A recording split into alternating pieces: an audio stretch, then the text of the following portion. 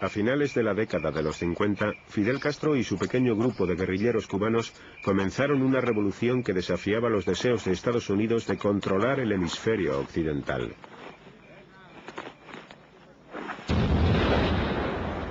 No podíamos estar pensando en la Guerra Fría en aquel momento. Además, había alguna ingenuidad de nuestra parte. Creíamos que realmente existía un cierto orden internacional. Creíamos que existían ciertos principios internacionales. Creíamos que la soberanía de los países serían respetadas. Los Estados Unidos opinaban que el nacionalismo de Castro y su política de izquierdas eran un caballo de Troya del comunismo soviético.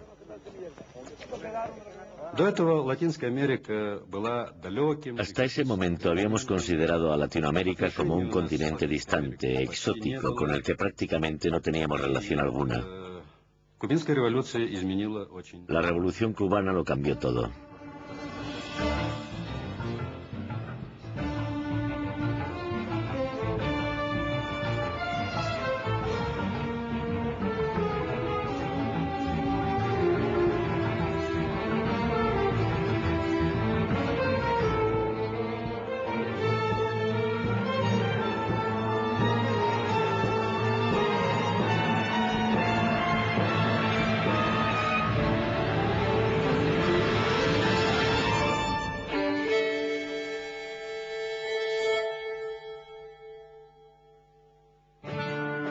Desde su nacimiento en 1776, los Estados Unidos no habían dejado de crecer.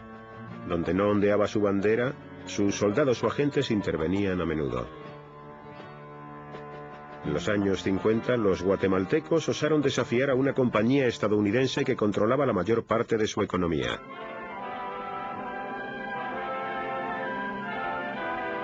La United Fruit Company de Boston poseía 2.000 hectáreas de terreno, el ferrocarril, el puerto y las telecomunicaciones.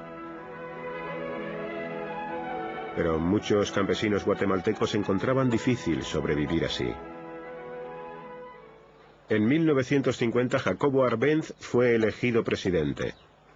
No era comunista, pero muchos de sus aliados más próximos sí. Militar retirado, Arbenz trató de modernizar la atrasada sociedad de Guatemala. Estos planes inquietaron a Washington. Aquí nos enfrentábamos obviamente a la intervención de un poder extranjero, puesto que estos partidos nacionales no eran realmente nacionales, ya que estaban siendo fundados, o al menos asesorados, por una potencia extranjera, por ejemplo la Unión Soviética. El gobierno de Arbenz, que llevaba en el poder desde el año 1950, no disfrutaba de ningún apoyo logístico de la Unión Soviética. Ni siquiera teníamos relaciones diplomáticas con ellos. No existía una delegación soviética en Guatemala. El presidente Arbenz puso en marcha un programa de reformas agrarias y compró tierras en barbecho para dárselas a los agricultores. En compensación, ofreció a los terratenientes el valor de lo que ellos mismos habían declarado en concepto de impuestos. A la United Fruit solo le ofreció por sus terrenos algo más. Respaldada por los Estados Unidos, reclamaba 16 millones.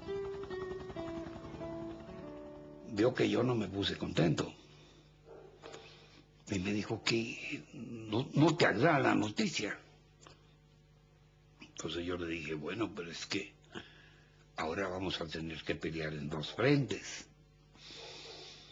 Vamos a tener que pelear con los finqueros internos y con los Estados Unidos. Mi homónimo en Guatemala, el director de la estación de Guatemala, estaba enviando informes también sobre la infiltración comunista al gobierno y, por supuesto, mencionó a José Manuel Fortuny y a otros antiguos comunistas estalinistas que estaban accediendo a puestos muy ventajosos en el régimen de Arbenz. En este punto muerto, los Estados Unidos nombraron nuevo embajador a John Purefoy. Purefoy ya había vivido las tentativas de los comunistas para hacerse con el poder en Grecia. Pero fue en esa ocasión, le digo a Arbenz, señor presidente, todo esto de la Union Free Company lo podemos arreglar. Podemos a que lleguen a acuerdos satisfactorios la Union Free Company. La Union Free Company no es el problema. El problema son los comunistas que usted tiene en el gobierno. Nada menos que John Foster Dulles, que era el secretario del Departamento de Estado, era parte de abogados que eran los abogados de la United Fruit Company, y su hermano Alan era el jefe de la CIA, y que no les costó mucho, pues, convencer a su presidente, que en ese caso era un militar, el señor Eisenhower, para que les diera luz verde para derrocar al gobierno de Arbenz. U.S. Secretary of State Dulles takes the rostrum to urge united action by the Americas to outlaw international communist intervention in the Western Hemisphere. This conference was shocked by the dastardly attack on members of the United States Congress by those who professed to be patriots. They may not themselves have been communists, but they had been subjected to the inflammatory influence of communism, which avowedly uses extreme nationalism as one of its tools. Una vez más, Arbenz vistió su uniforme de coronel. Guatemala se preparaba para la guerra.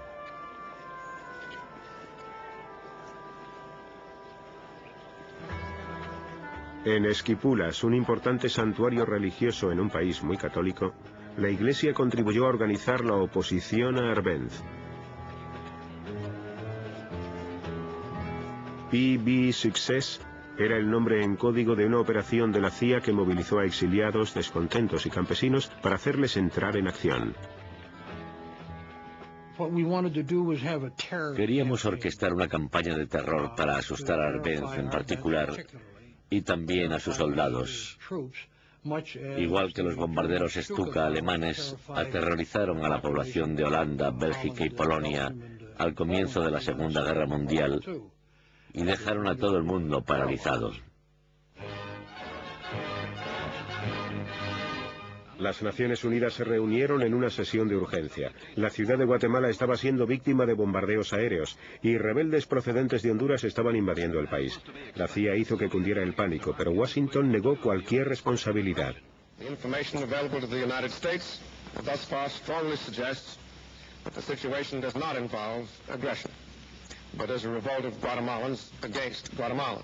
Era una advertencia para los soviéticos.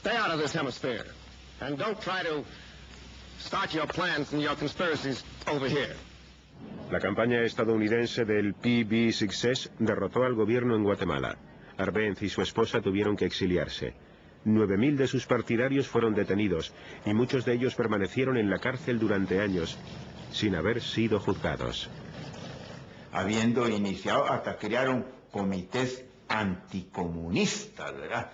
En donde cualquier persona iba a denunciar nombres de gentes que habían sido leales a la revolución y sin ninguna piedad los desaparecían, los mataban, etc. Entre los que huyeron había un joven médico argentino, Ernesto Che Guevara, que se trasladó a México, donde conoció a Fidel Castro.